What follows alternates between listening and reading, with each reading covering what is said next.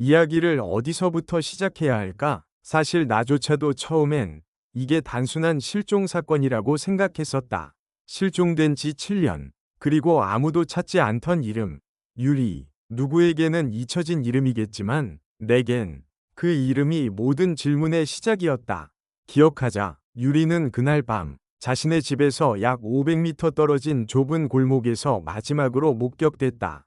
CCTV는 그녀가 휴대폰을 들고 급하게 뛰어가는 모습을 담고 있었고, 그게 전부였다. 이후 그녀는 세상 어디에도 없었다. 당시 경찰은 가출로 처리했다. 혹은 극단적인 선택, 가정 문제도 있었고, 친구들과의 불화도 있었고, 모든 게 그렇게 얼버무려졌다. 그때 그녀의 언니, 서진은 그렇게 말했다. 유리는 혼자가 아니었어요. 하지만 그 말을 믿는 사람은 없었지. 서진, 당시 대학생이었고, 사건 직후 바로 유학을 떠났다. 그게 오히려 사람들한테는 더 수상해 보였고, 인터넷에서는 언니가 범인이라는 헛소문까지 돌았으니까. 그리고 7년, 그렇게 시간이 흐르고, 사건은 잊혀졌어야 했다. 그런데, 우연히 시작된 리모델링 공사, 유리가 살던 집, 벽을 부수던 작업자 하나가 이상한 걸 발견했다. 벽 뒤에 아주 얇은 틈, 그 안에 놓인 낡은 수첩 한 권. 표지는 진한 붉은색, 그리고 펜으로 눌러 쓴 글씨. 유리는 여기 없다. 처음엔 장난인 줄 알았다. 하지만 수첩 속에는 그날 밤에 대한 기록들이 들어 있었다. 누군가 그날 밤 유리의 동선을 정확히 알고 있었고, 그녀가 왜 그 골목으로 갔는지도 알고 있었으며, 누구를 만나려 했는지도 적혀 있었다. 수첩엔 날짜가 없었지만 그 문장들의 필체와 잉크의 번짐, 반복되는 문장들을 통해 나는 느낄 수 있었다. 이건 회고록이 아니라 고백이었다.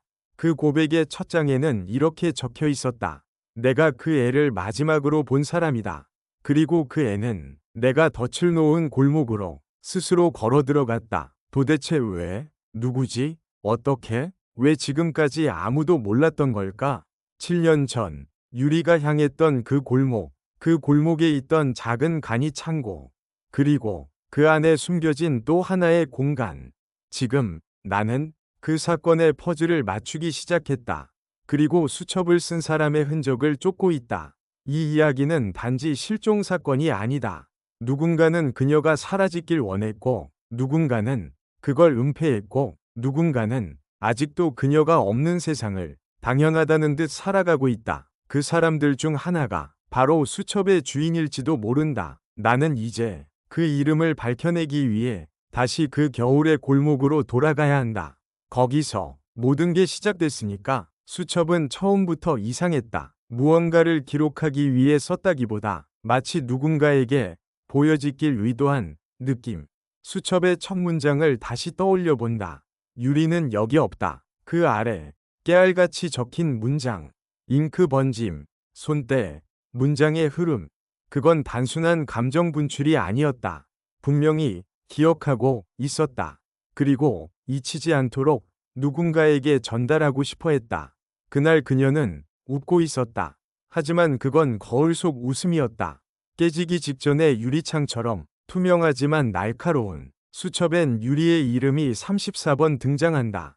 그중 절반은 그의 라는 지칭과 혼용된다.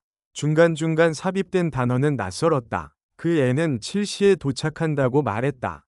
그래서 6시 45분에 나는 불을 껐다. 나는 여기서 멈췄다. 불을 껐다? 어디서? 누구와? 수첩 속엔 장소에 대한 정보가 거의 없다. 다만 몇 줄 아래 이런 말이 나온다. 담벼락 뒤쪽 쓰레기 봉투가 쌓이는 그 길, 길고양이들이 울고 누군가 항상 담배를 피우던 자리. 그 애는 그쪽으로 걸어 들어갔다. 이건 내가 알고 있는 장소다. 유리의 집 근처, 뒤편에 있는 오래된 골목길, 가로등 불빛도 약하고 무인 가게 하나가 덩그러니 있던 곳. 그 뒤편, 예전에 동네 아이들이 거기서 몰래 담배 피운다며 죽은 골목이라고 불렀던 그 장소. 그리고 기억난다. 그 시절, 그 장소엔 한 남자가 자주 보였다. 승혁, 유리의 담임 선생님. 학교에선 깐깐하고 말 없는 사람으로 유명했다. 하지만 퇴근 후 그 근처를 자주 배회했고, 학생들 몰래 술을 마신다는 소문도 있었다.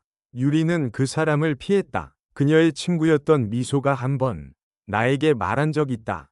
유리가 선생님을 무서워했어요. 이유는 말 안 했지만 자꾸 혼자 불러냈대요. 학교 밖에서요. 처음엔 별 대수롭지 않게 들렸다. 하지만 수첩을 다시 읽으니 이 문장이 나를 붙잡는다. 선생님이 나를 처음 불렀던 날, 나는 무서워서 손톱을 물어뜯었다. 그게 습관이 된 건 그때부터다. 수첩엔 이름이 적혀 있지 않다. 그 어떤 인물도 명시적으로 드러나지 않는다. 하지만 선생님이라는 단어는 11번 나온다. 그중 4번은 그 사람은 선생님이었다. 라는 구조로 내가 처음 조사를 시작했을 때 승혁은 이미 학교를 그만둔 상태였다. 당시 학생들과도 거의 교류가 없었고 사건 이후 기자나 경찰의 인터뷰도 거부한 채 도시를 떠났다고 들었다. 그런데 작년 말 그가 다시 이 도시에 나타났다는 제보가 있었다. 우연일까? 수첩이 발견된 시점과 그의 귀환 시점이 묘하게 겹친다. 마치 무언가를 확인하러 온 듯 나는 그를 찾아 나섰다. 지금은 한 낡은 음악학원에서 야간 알바를 한다고 했다. 직접 마주할 준비는 되어 있지 않았다. 하지만 난 먼저 그가 남긴 흔적부터 들여다보기로 했다. 그가 살고 있는 반지하 원룸. 창문 밖엔 작은 화분 하나가 놓여 있었고 실내는 불이 꺼진 상태. 하지만 문 앞 신문지들 사이에서 나는 또 다른 단서를 발견했다. 쭈글쭈글한 흰 봉투 하나, 누군가 다녀간 흔적, 그리고 그 위엔 이름 없이 남겨진 메모 한 장. 이제 당신 차례예요. 유리가 마지막으로 본 사람, 숨이 멎는 줄 알았다. 이 문장은 수첩 속 마지막 문장과 똑같다. 문을 노크하진 않았다. 오래된 반지하 원룸의 현관 앞에서 그저 가만히 서 있었다. 불 꺼진 창문 너머로 누군가의 그림자도 없었다. 하지만 그때 누군가 뒤에서 내게 말했다. 그 사람 다시 온 거예요? 놀라 뒤돌아보니 그녀였다. 미소, 유리의 가장 친한 친구. 사건 이후 자취를 감췄던 사람. 경찰 조사에 단 한 번 응한 이후 어디에도 나타나지 않았던 인물. 그녀의 얼굴은 내 기억보다 훨씬 말라 있었다. 눈가에는 불면의 흔적이 깊이 새겨졌고 손가락은 끊임없이 팔소매를 만지작거렸다. 수첩 본 거죠? 응. 수첩에서 내 이름은 안 나왔어. 나올 리 없어요. 그건 다 저 때문이니까. 그녀는 입술을 깨물며 잠시 말을 멈췄다. 그리고 한참 후 내게 조용히 수첩의 뒷장을 펼쳐보라고 말했다. 나는 그제야 수첩을 끝까지 넘겼다. 뒷장은 비어있는 줄 알았다. 하지만 조명이 스치는 각도를 바꾸자 빛에 반사되어 희미하게 떠오르는 글자들이 있었다. 누군가와 나눈 이야기. 유리는 들었다. 그 사람은 이번엔 정말 위험해. 그 사람은 내 말을 안 믿을 거야. 그 사람은. 그리고 나는 미소에게 말했다. 절대 말하지 말라고. 나는 미소를 바라봤다. 그녀는 고개를 숙였다. 나였어요. 그 수첩의 마지막 페이지. 유리가 그날 내게 말했어요. 선생님이 또 불러냈다고. 근데 난 말렸어야 했는데, 도망가라고 말했어야 했는데, 난 그냥 그 사람은 내 말 안 믿을 거야 라고만 했어요. 그녀의 눈에 눈물이 맺혔다. 하지만 그건 후회의 눈물만은 아니었다. 그 안엔 공포가 있었다. 그날 담벼락 뒤에서 누군가랑 싸우는 소리가 났어요. 난 창문으로 봤어요. 근데 그 사람은 선생님만이 아니었어요. 한 명 더 있었어요. 다리를 저는 남자. 심장이 덜컥 내려앉았다. 다리를 저는 남자라면 그건 유리의 언니, 서진이 예전에 언급했던 사람이다. 중학생 때였어요. 유리가 한 번 어떤 아저씨가 자꾸 따라온다고 했거든요. 다리를 절뚝거리던 사람, 늘 베이지색 모자를 썼다고. 나는 미소에게 물었다. 그 사람 얼굴 봤어? 아니요, 그림자뿐이었어요. 근데 그 사람이 유리를 붙잡았고 선생님이 말렸어요. 그게 끝이었어요. 그날 이후 유리는 사라졌고 나는 숨을 크게 들이켰다. 수첩. 그리고 그 수첩의 마지막 페이지는 사건의 목격자이자 방관자였던 미소의 죄책감 그 자체였다. 그녀가 말했다. 그 사람 아직도 근처에 있어요. 며칠 전에도 그 골목에 있었어요. 다리를 절고 있었고 유리의 사진을 들고 웃고 있었어요. 나는 말없이 수첩을 접었다. 이제 두 번째 사람을 찾아야 했다. 그가 누구인지, 왜 유리를 따라다녔는지, 그리고 왜 유리를 기억하는 이들의 눈앞에 다시 나타났는지. 밤은 깊었다. 하지만 내 머릿속은 점점 밝아지고 있었다.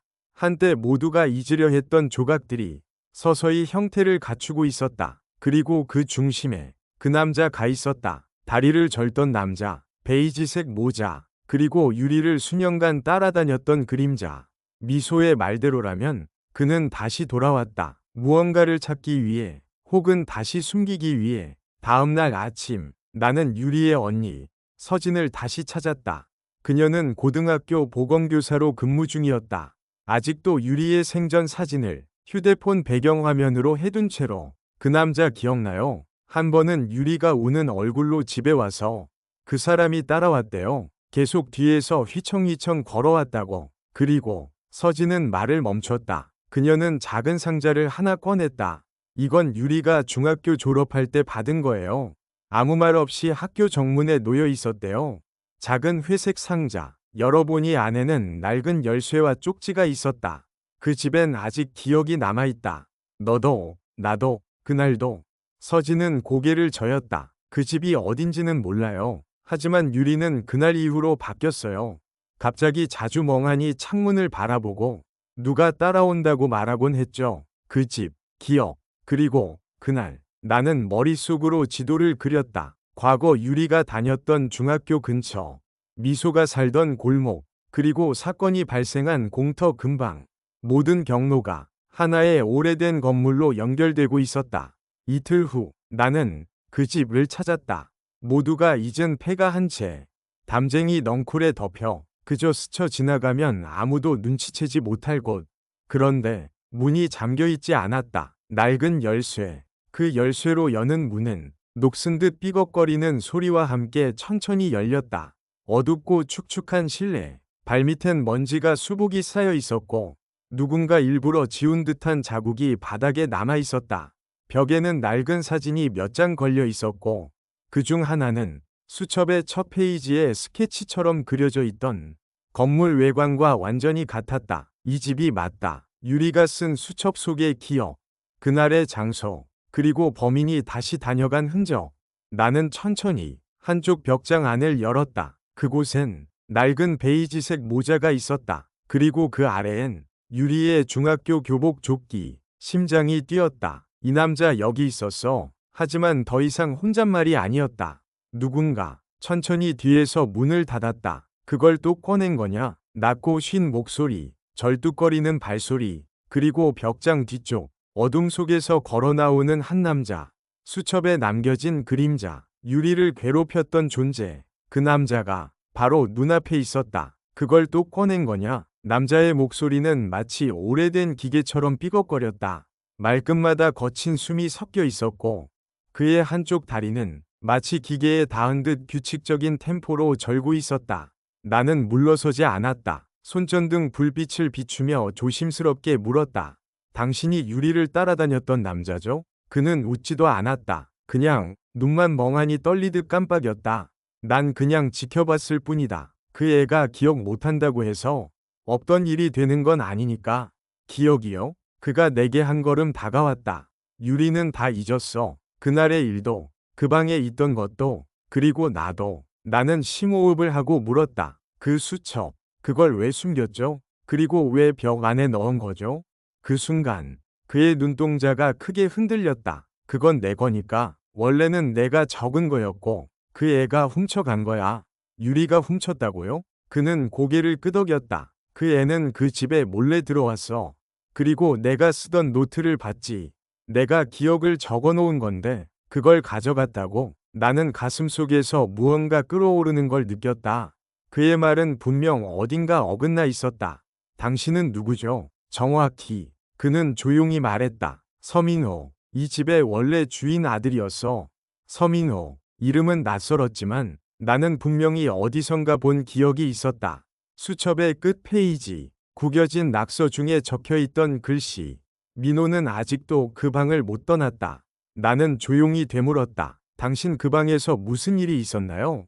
그는 대답하지 않았다. 대신 천천히 방 안쪽으로 들어갔다. 그리고 오래된 장롱을 밀었다. 그 안엔 창문 없는 작은 밀실, 그리고 낡은 이불과 마른 피가 굳은 천조각들이 널브러져 있었다. 이 방에서 유리가 울면서 나갔어요. 그 애는 이걸 봤거든. 나는 갑자기 공기가 무겁게 느껴졌다. 그 방 안은 단순한 저장 공간이 아니었다. 그곳은 누군가 오랫동안 갇혀있던 기억 그 자체였다. 그 애는 여기서 날 발견했지. 나도 몰랐어. 그때가 마지막이 될 줄은. 나는 물었다. 무슨 일이 있었던 거죠? 당신은 왜 그 방에 있었고, 유리는 왜 도망쳤던 거죠? 그는 침묵했다. 그리고 오랜 정적 끝에 입을 열었다. 그의 아버지가 날 가둔 거야. 난 그 집에서 일하던 사람이었고, 어느 날부터 유리 아버지가 날 의심하기 시작했지. 도둑질을 했다고. 그래서 이 방에 가뒀어. 며칠이고, 그게 몇 년이었지. 그러다 유리가 날 발견했는데, 무서워했어. 내 얼굴이, 내 말투가, 그냥 다. 그는 마치 꿈을 말하듯 허공을 바라봤다. 그날 이후, 그 애는 학교도 옮기고, 이 집도 헐린 줄 알았는데, 어느 날 다시 왔더군. 수첩을 들고, 나한테 말했지. 다 기억은 못 나지만, 그 방에 누가 있었던 건 확실하다고. 나는 천천히 퍼즐을 맞춰가기 시작했다. 이 남자, 서민호. 그는 유리의 과거 기억 속 괴물이었다. 하지만 실제로는 피해자였을 수도 있었다. 그가 말한 기억, 유리가 적어놓은 수첩, 그리고 도망치듯 집을 떠난 유리. 그녀는 어쩌면 자신이 본 것을 끝까지 믿지 않았던 걸지도 모른다. 하지만 그 수첩은 그녀가 진짜로 믿고자 했던 것이 마지막 기록이었다. 그리고 이제 나는 그 진실을 드러낼 차례였다. 근데 이상하지 않나요? 나는 조용히 중얼거렸다. 민호 씨가 피해자라면 왜 그렇게 숨어 있었을까? 왜 유리가 돌아오기 전까지 자신을 드러내지 않았던 걸까? 나는 다시 수첩을 꺼내 펼쳤다. 맨 마지막 장, 다른 페이지들과 다르게 글씨가 날카롭고 떨려 있었다. 민호를 믿지 마. 그 방엔 또 다른 누가 있어. 이건 유리의 글씨였다. 하지만 이 문장은 이전 내용과 확실히 달랐다. 앞쪽에서는 민호를 걱정하듯 적어 놓았는데 왜 마지막 장엔 갑자기 경고를 남겼던 걸까? 나는 수첩을 유심히 살펴보았다. 글씨는 푸른색 펜으로 적혀 있었고 뒤편에 잉크가 번져 있었다. 마치 급하게 어두운 곳에서 쓴 것처럼. 그 순간 등 뒤에서 바스락 소리가 들렸다. 그걸 왜 다시 펴보는 건가요? 목소리는 여자였다. 낯익었다. 나는 천천히 돌아보았다. 정은 씨? 정은, 유리의 고등학교 시절 친구이자 실종 당시 경찰 조사에선 아무것도 모른다고 진술했던 인물. 그녀는 아주 천천히 다가오며 말했다. 유리는 내가 구하려고 했어요. 그 애는 점점 이상해지고 있었으니까. 무슨 뜻이죠? 나는 조용히 물었다. 정은의 얼굴에는 싸늘한 미소가 떠올랐다. 그 방을 처음 본 건 나예요. 유리는 그냥 내 뒤를 따라왔고 민호라는 남자를 처음 만난 것도 나였어요. 그녀의 손에 뭔가 쥐어져 있었다. 작은 녹슨 열쇠. 그 방, 열쇠는 하나밖에 없어요. 근데 누가 잠궜을까? 민호 씨 스스로일까요? 정은의 눈빛이 서서히 무서워졌다. 아니요. 내가 잠갔어요. 내가 그를 가둔 거예요. 나는 믿을 수 없었다. 당신이 왜? 정은은 깊게 숨을 들이쉬고 말했다. 유리는 그 남자를 불쌍하게 여겼어요. 하지만 전 아니었어요. 처음부터 그 눈빛이 싫었어요. 그 방이 공기, 그 남자의 말투, 다 거짓말 같았어요. 그래서 문을 닫았어요. 그리고 열쇠를 묻어버렸죠. 나는 입이 말라붙었다. 그럼 유리는, 그 애는 기억을 잃은 게 아니라 잊고 싶었던 거예요. 정은이 내게 수첩을 가리켰다. 그 마지막 문장은 유리가 내게 남긴 거예요. 그럼 그 방엔 또 다른 누가 있다는. 정은은 고개를 끄덕였다. 그건 나예요. 유리는 끝내 진실을 말하지 못했어요. 내가 뭘 했는지, 그 남자가 어떤 존재였는지 내 머릿속은 복잡해졌다. 지금까지 나는 민호를 피해자라고 생각했고 유리를 희생자라 생각했으며 정은은 그냥 곁에 있던 관찰자일 뿐이라 믿었다. 하지만 그녀는 방위, 열쇠를 쥐고 있었던 사람이었다. 누구보다 먼저 진실에 도달했으면서 그 진실을 자기 손으로 조종했던 사람. 그녀는 조용히 내게 말했다. 그래서 그 수첩, 이제 돌려주시겠어요? 나는 대답하지 않았다. 그저 조용히 수첩을 가슴에 안고 벽 너머의 밀실을 바라보았다. 유리는 마지막까지 진실을 믿으려 했던 걸까? 아니면 자신이 가장 두려웠던 존재를 외면하고 싶었던 걸까? 정은은 이제 문을 향해 걸어갔다. 난 더는 숨기지 않아요. 이제 알아냈으니까 그 애가 날 어떻게 봤는지. 문이 닫히는 순간 나는 수첩 마지막 페이지를 다시 한번 읽었다. 민호를 믿지 마. 그 방엔 또 다른 누가 있어. 그건 나도 알아. 뒤에 숨겨진 한 줄, 연필로 흐리게 쓰여 있던 문장이 이제야 보였다. 정은 씨 왜 이제야 말하는 거죠? 왜 지금, 이 순간에? 그녀는 잠시 창밖을 바라보다가 저릿한 목소리로 말했다. 유리가 사라진 이후로 나는 너무 무서웠어요. 진실이 밝혀지면 내 삶이 끝장날 거란 생각에 숨기고만 싶었죠. 하지만 이제는 더 이상 도망칠 수 없다는 걸 깨달았어요. 그녀가 눈을 맞추었다. 그 눈빛은 죄책감과 두려움, 그리고 한편으론 결연함이 담겨 있었다. 민호 씨는 내가 생각했던 것과 달랐어요. 처음엔 단순한 피해자라고만 믿었지만 그가 진짜 누구인지 알아내고 난 뒤엔 차라리 그를 괴물이라 부르고 싶었죠. 그녀가 입을 열었다. 그 남자는 겉으로는 평범한 청년 같았지만 사실은 유리를 노린 계획적인 사람이었어요. 그 방에 유리를 가둔 것도 기억을 잃게 한 것도 모두 그 사람의 의도였죠. 나는 가슴이 조여왔다. 그럼 유리가 수첩에 남긴 경고는? 유리는 그 사실을 알고 있었어요. 그 수첩은 단순한 일기가 아니었죠. 그녀가 누군가에게 전하려던 경고였어요. 믿을 만한 사람, 진실을 밝혀줄 사람에게. 나는 머릿속을 스쳤다. 그 누군가가 누구였는지 단서가 필요했다. 그날 밤 수첩 말고도 증거가 있지 않나요? 정은은 주머니에서 작고 낡은 녹음기를 꺼냈다. 이거 유리가 남긴 마지막 증거예요. 그녀가 무서워하면서도 필사적으로 녹음한 것.